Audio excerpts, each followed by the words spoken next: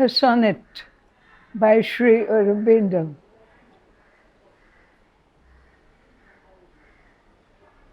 In the battle, often in the slow age's long retreat, on life's thin ridge, through time's enormous sea, I have accepted death and borne defeat to gain some vantage by my fall for thee. For thou hast given the inconscient the dark right to oppose the shining passage of my soul, and levy at each step the tax of night. Doom, her august accountant, keeps the roll all around me. Now the Titan forces press. This world is theirs. They hold its days in fee.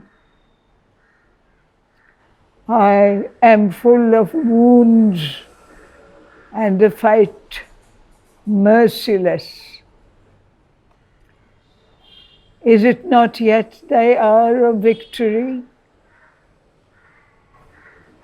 Even as thou wilt, what still to fate thou owest, O ancient of the worlds, thou knowest, thou knowest.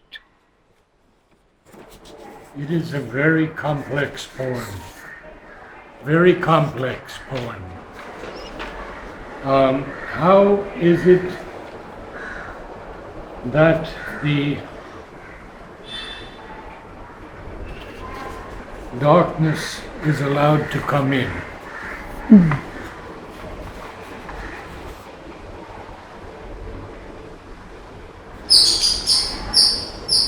The Titan forces press. The world is theirs. Yes. But we could say that of today also. I don't think so. I think they had gained the battle. And nowadays, because of our lack of receptivity, there is things are in the balance. That's my impression. But that I'm only very little in touch even with the ashram people. So I don't know. I live here alone. Yes. Yes. But the world, I can only sense like that. the world situation is rather threatening. With the Middle East, Israel and... Yes, yes, especially. And I mean, we know that no darkness can do anything against Mother. No, please. We know that, but still there is this battle of truth and falsehood. And I don't know why they lost their faith in Israel, the promised land and all that of the Bible. Yes. Nothing counts nowadays. Religion is nowhere.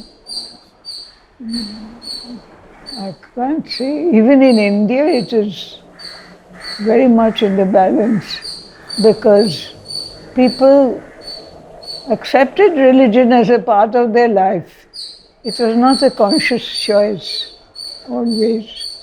In India, it was, but because they practiced the religion automatically, by rote almost, there was a certain consciousness that Sri Aurobindo speaks of, that he feels in each Indian. When he was in Baroda, he wanted to be one with the people of India. So he had come to Kolkata to Bengal, and he found there a certain friendship and a sort of welcoming. So he said, "Sweet Bengal."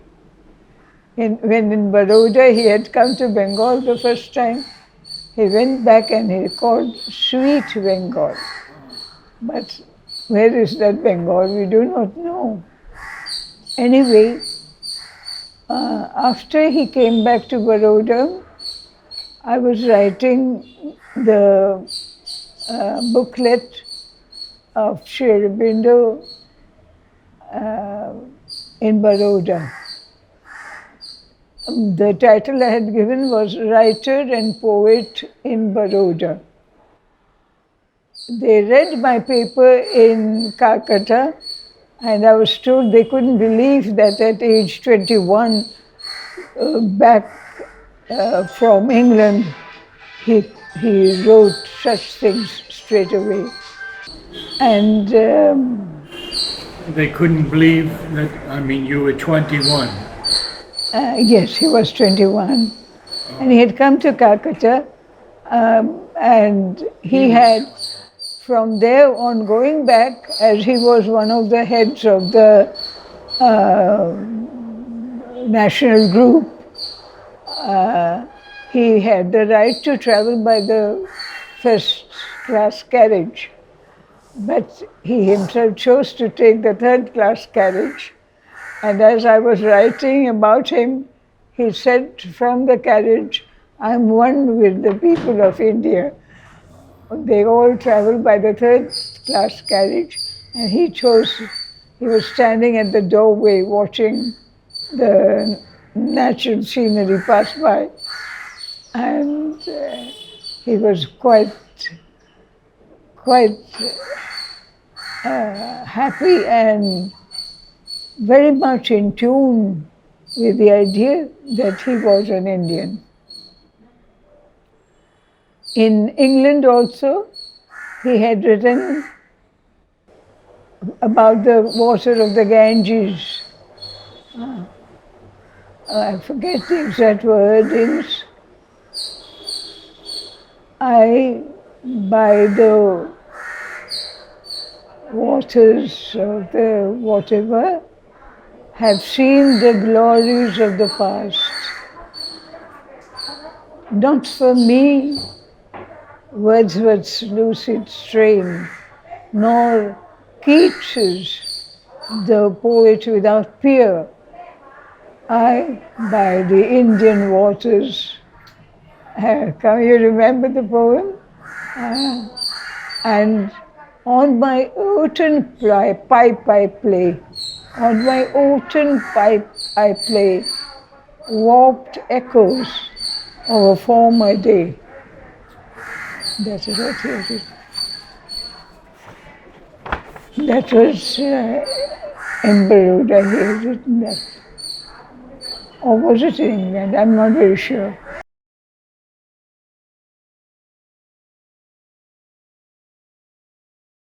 But he had said that in Baroda, he had said all through, he felt a hand guiding his life. As if, so whatever happened, he took it as something that had to happen and he had to face it. I had studied that those years and written something. I'll read out to you one day. I'll find out my paper. I had entitled Sri Aurobindo, Writer and Poet in Baroda. That was the title I had given. 1892 to 1906. 14 years he was in Baroda. This is naturally after his consciousness was one with the world. Shiva. on the white summit of eternity, a single soul of bare infinities, guarded he keeps by a fire screen of peace his mystic loneliness of nude ecstasy. But touched by an immense delight to be, he looks across unending depths and sees, musing amid the inconscient silences, the mighty mother's dumb felicity. Half now awake, she rises to his glance. Then, moved to circling by her heartbeat's will, the rhythmic worlds describe that passion dance. Life springs in her, and mind is born. Her face she lifts to him, who is herself, until the spirit leaps into the spirit's embrace. Now, I asked you last time if you could share with us some things that you've experienced or Mother has told you about the different gods. Shiva, Vishnu. Not really.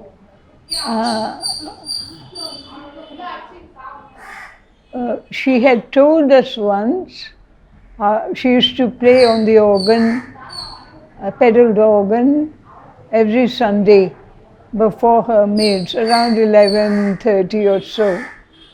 And in the evening, in the playground, she would listen to the recording.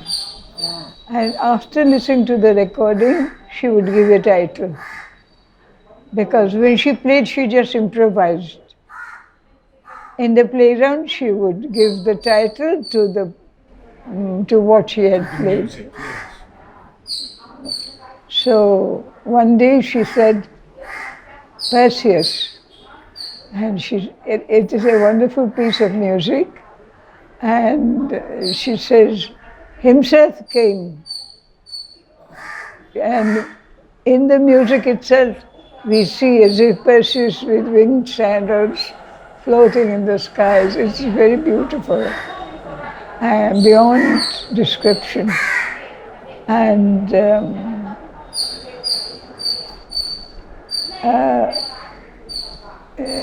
the other piece that she spoke of, she had said, Krishna played through me, that I told you. And when she said that in the playground, I understood why I was seeing some blue extension to her fingers. I told you that. They have recorded the way the day she had invited me, she used to come to the first floor balcony and then go back. On her way back, she did a reverence à la ballerine and then said, Mademoiselle, I invite you for today's séance of music. And she had played like that with me that day. And I just did the namaskaram. And she had told Pranab much later, after that day's music. She had invited me, and Sunil, musician, he was also there that day. It was his first visit also. Oh. So Mother told Pranab, when those who love my music are present, it is easier to play. Oh. Interesting. Very interesting. I think I told you I had one year the idea of a dance. She encouraged me to compose dances. So I wanted to compose a dance where the inner being touches the other parts of the being and awakens them to the higher consciousness. So I told Mother, four, yes, four. There'll be four for the mind, for the heart centers, two for the body center. And she had first chosen the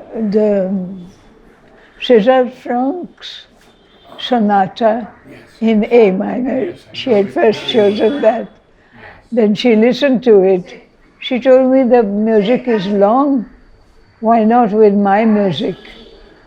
So she asked me to compose a dance to her music, and she has said that the last 4 times I have played Aspiration of the Physical for Divine's Love.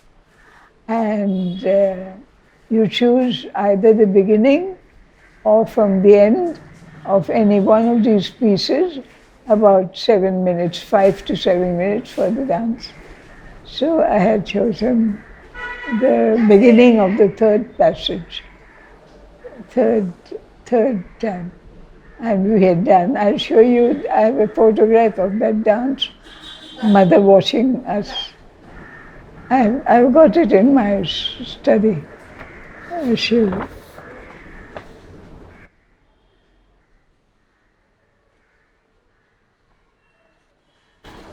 Did you have any experience with the gods? Any of the gods? Not really. Because I was, from my childhood, I was in the ashram as ashramite. I was only 7 or 9 years old when I chose to stay in the ashram. And Sri Aurobindo told the mother, we have to bring her up. So they used to watch me very closely for all acts, study, dance, drama, everything.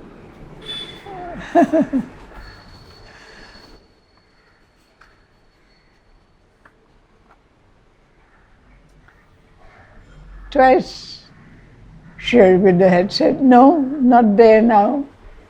Dilip Kumar Roy, he was doing his morning practice. He used to stay in what is known as Treasure Nursing Home now, in that corner building. And we were not in this house still. We had just come, but we were allowed to go to listen to one of his concerts. My parents were close to him, and then in the morning hour, I loved to look at the sea. So I came out, and I was very happy that at long last I have not to be told, wait a bit, we will take you there, and hold me by the hand. I was completely free on my own. So I was very happy. Then on the way, I heard this singing. And I said we were allowed to go to his concert, so I can go now also. Early morning he was practicing his own raga. Then I turned the corner here, and Sri Aurobindo from his room said, no, not there now. So I was always I just turned and I went on walking as if I never had any intention. I was like that. But I loved the sea. On another occasion also he had stopped us. That was in 1946. The Ashram Press, the Ashram Press was inaugurated in 1946 by the mother. So 1946 or 45, I'm not sure. So the next year's calendar, they had made day-to-day calendar. Yes. So we had to check. So mother had called the three Narad sisters, Sujata, Sumitra, Suprabha, and Chitradi and me. We were called. We were going for pranam to mother, and mother took us in. And so we were checking the cards. So I was just 12, 45, I would be 13, 12 or 13.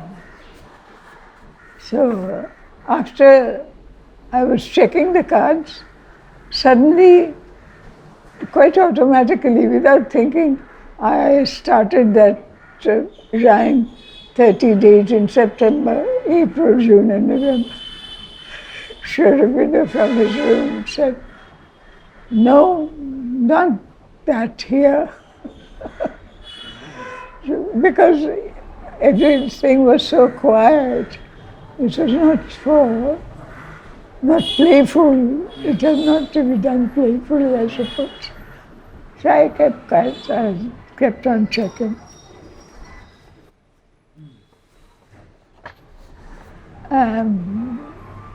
On darshan days, mother and Sharabinda sat for darshan, and they received the flowers. Many people gave garlands, and the garlands were in the... So the following day, the day after darshan, 22nd February, 25th April, and 16th August, 25th of November. I don't remember if in November it was held. It was called garland distribution. And mother was standing inside, just inside her door. The door we enter by, she used to receive people there standing. So there, on the inside of her room, Champaklalji would have all the garlands with flowers, mainly yellow chrysanthemum, but sometimes roses also. But the rose garlands were, I think, kept separate from mother. Yellow chrysanthemum and green devotion, tulasi. Many garlands were like that, grouped up. Some were plain yellow. So that was kept for the women. And that was given to mother by Champaklalji on her right-hand side. And on the left-hand side, the partition which we cross to enter for darshan in his room, Juman used to stand there. And he had all the garlands of tulasi, the devotion. That mother would give to men. So mother gave the women the flower garland and to the men the tulasi garland.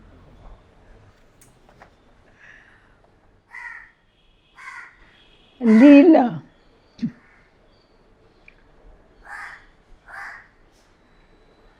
Leela in Indian languages refers to the game of the world usually connected with Sri Krishna. Krishna Leela is a term that is often used together. That the world is a game of chance for us, but it has its own guide above of Sri Krishna.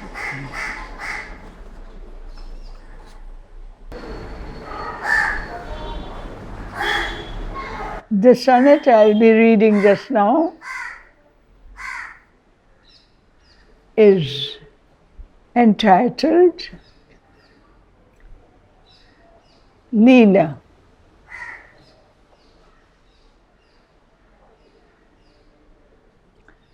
Leela. In us is the thousand-fold spirit who is one,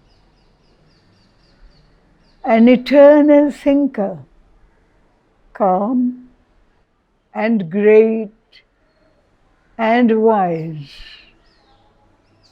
a seer whose eye is an all-regarding sun, a poet of the cosmic mysteries, a critic witness pieces everything and binds the fragments in his brilliant sheath, a world adventurer born on destiny's wing, gambles with death and triumph, joy and grief, a king of greatness and a slave of love,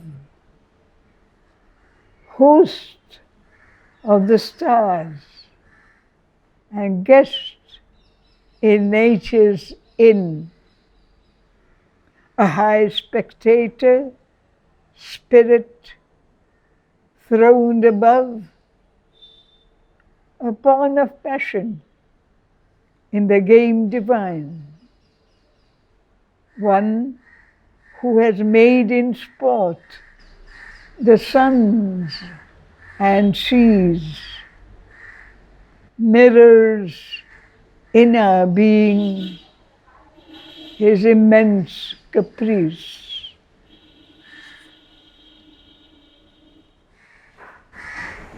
Have you had any experiences with Krishna? No, not really. No.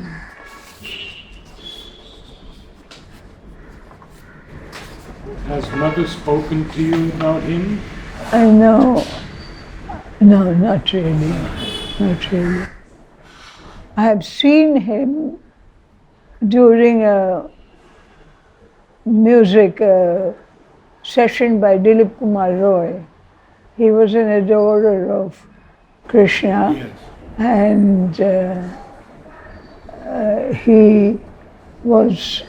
We were invited for his concert that evening.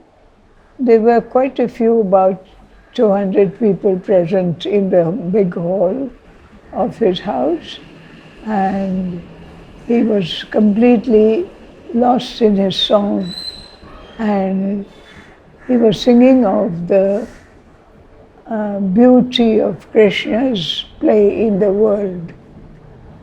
And he had an image in white marble or something of Krishna, and I was sitting opposite that. Believe it or not, I was very young, 12 or 13. I saw Krishna descend into that image, and it was light blue. Actual figure was in white marble. It was light blue, and the crest, as is described, with a peacock feather and some flowers. It was just wonderful. Mother said she saw Krishna when Dilip Kumar Roy would play or sing. Actually, I read that. when he went away to Pune, where he had made it center, he had taken that image with him. It is with him there. Did you ever know Harindranath Chattopadhyay? Ever know? Harindranath Chattopadhyay, the poet? Harin Chattopadhyay? Yes. No. I knew his sister. Sarojini Naidu. No, Mrinalini Sinha, she was called. She was our headmistress when we were in Lahore of a school for girls. It was called Sir Gangaram High School for Girls. But, I was very young, 8 years old or 9, and I had spoken in her office, and she said she has a good pronunciation, because I was brought up with English people when I was young in Rangoon. So automatically afterwards, of course, with Norman Dowsett, I studied the diction, English diction, as they were transmitting through the BBC, because they wanted all the announcers to have the same diction. So they were training their BBC announcers. And we had, Norman Dowsett had got that recording done. I only remember the opening sentence of the teacher, who says, all languages have a certain tune, and English, the stressed word is high, and you speak then normally. It is high to low tune. And he had given different examples, and I used to play with that in my dramatics class. With a very common sentence like, take that book away from the table. So you can say, take that book away from the table, or take that book away from the table, or take that book away from the table. According to the stress of thought, you will stress the word, and it is high to low, usually in English.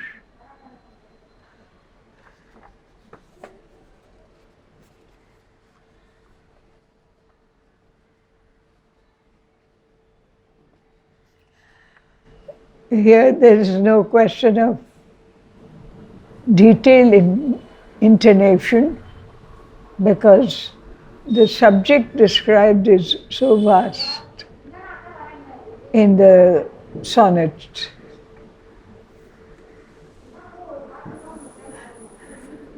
I wonder. So do you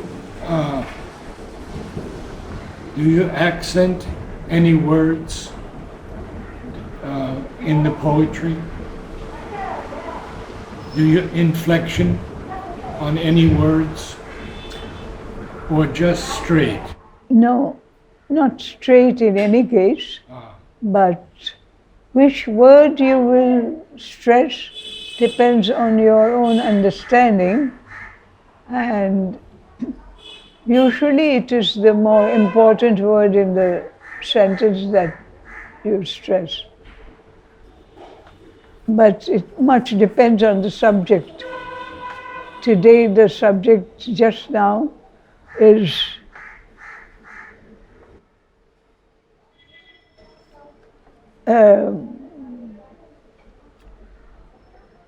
very strange title, The Conscious Inconscient.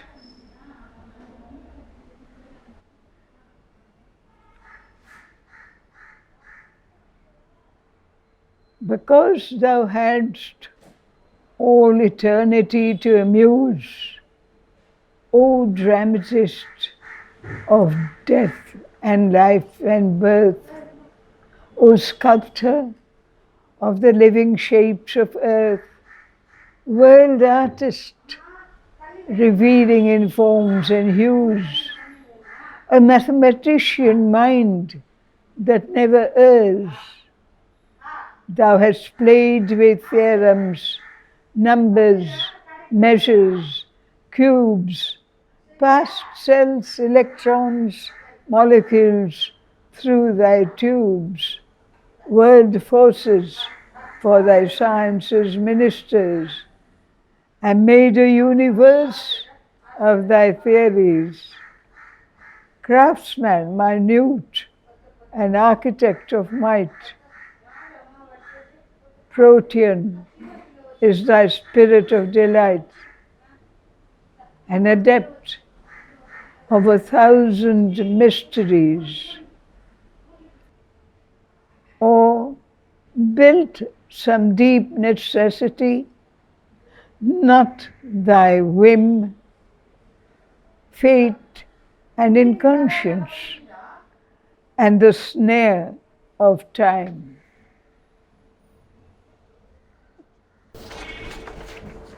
Now, in this poem,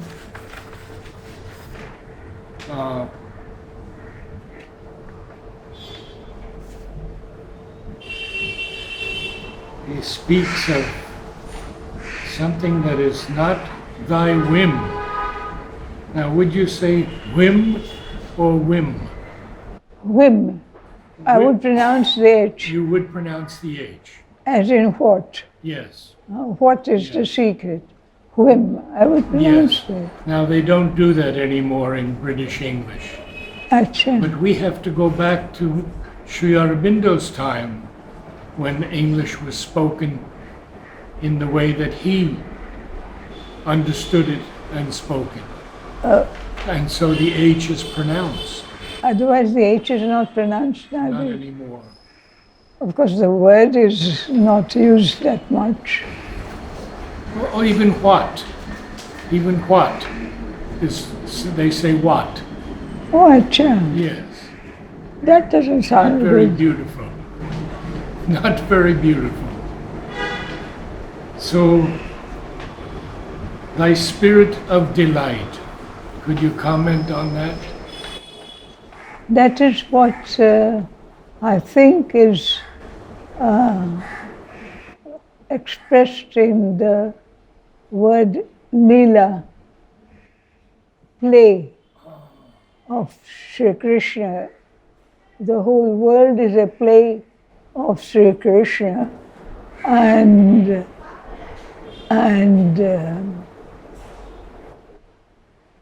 desire is the mode by which human beings grow usually. But after some time, it becomes a barrier and we reject it and we have an aspiration. And it is replaced by aspiration in us. And so in each human being, the play is a little different according to the destiny of the human being, because each one of us has a destiny which we cannot choose. It is there, whereas there is the immediate destiny which we choose. And we can change our future with the Mother's help and grace and Sri Aurobindo's influence if we want to be instruments of truth in the world. And that is what has been referred to as the cosmic play. the Krishna Leela as the cosmic play of the Lord. So we now have 9 billion people in the world. 9 billion. Each one has a specific destiny. Well, I don't think we can simplify the subject that way, because every country and even regions in one country has a certain trend of life. And some believe in the action of a higher force, many do not believe in that. But all of us want to achieve something as we are living beings in a place.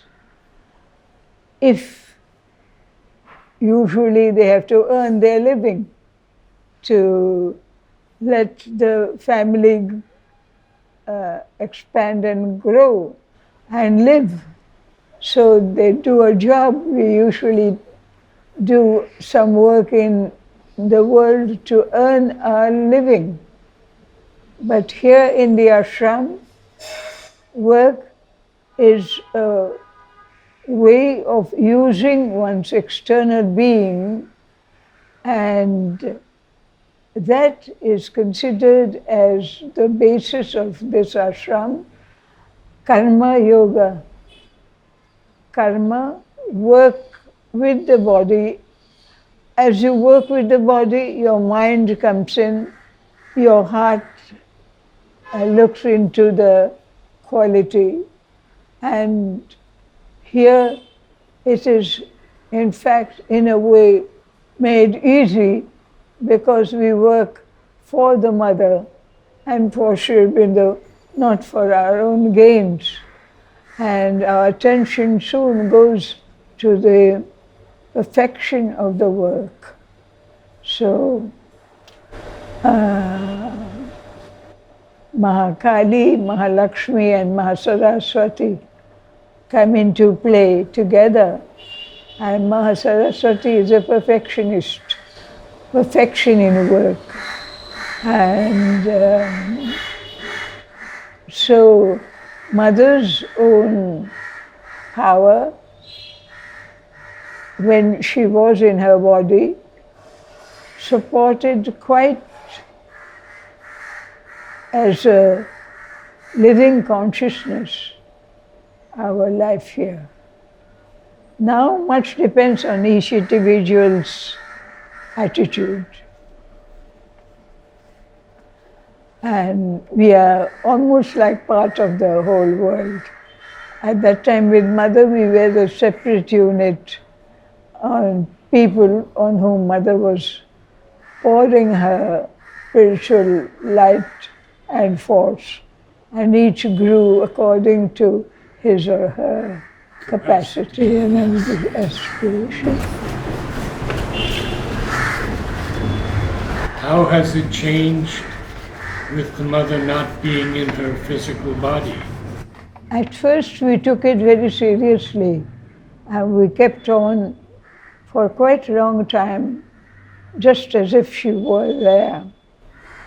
And afterwards, now I'm completely out of the whole circuit, so I can't say. Here at home, I feel their presence, so I offer everything to them and I do my best. By the way, mother liked some of my paintings and she wanted me to make brochures of my paintings. When 2 were ready, I don't know why they didn't send. When they are ready, I'll show them to you.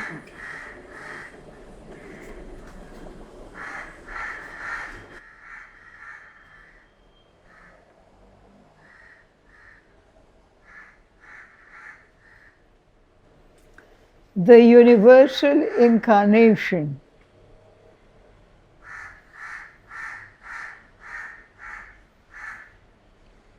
there is a wisdom like a brooding sun, a bliss in the heart's crypt, grown fiery white, the heart of a world in which all hearts are one, a silence on the mountains of delight, a calm that cradles fate upon its knees.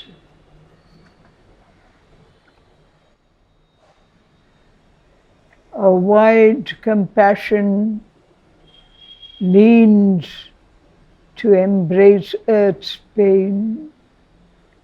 A witness dwells within our secrecies, the incarnate Godhead in the body of man. Our mind is a glimmering curtain of that ray, our strength a parody of the immortal's power, our joy a dreamer on the eternal's way, hunting the fugitive beauty of an hour. Only on the heart's veiled door the word of flame is written, the secret and tremendous name.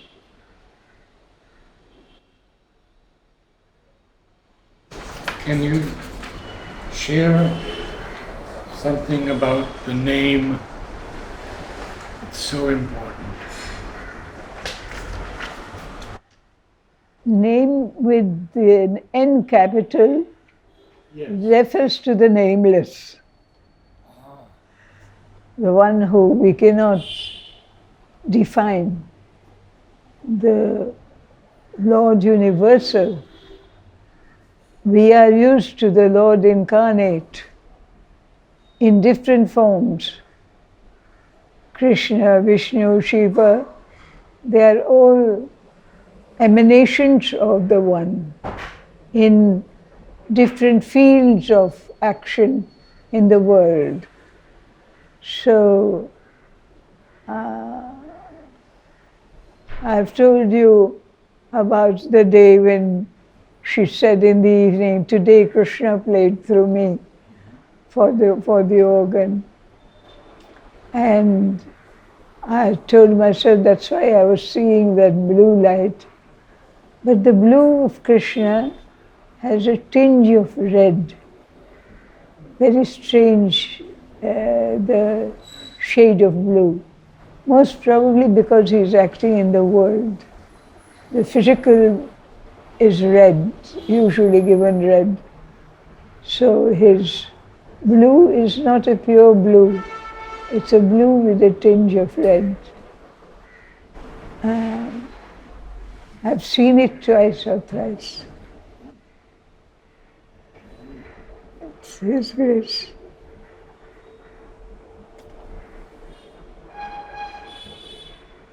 And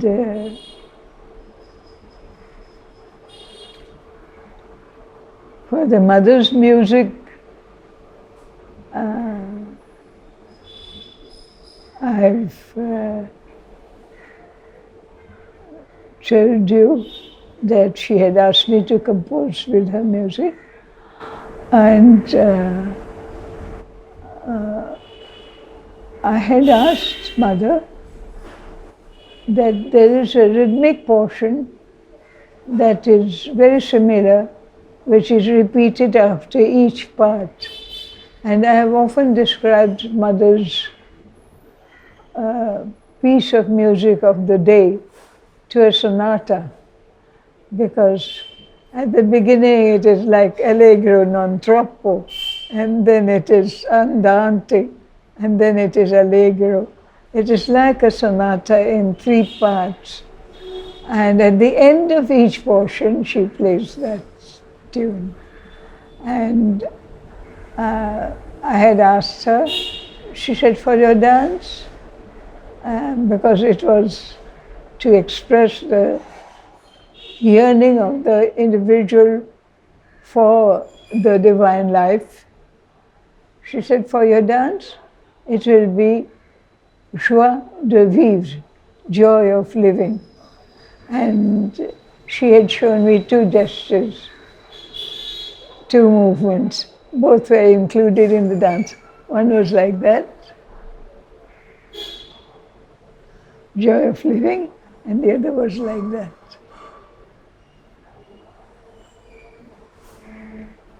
Two movements she had shown me. Well, we've had a very good morning.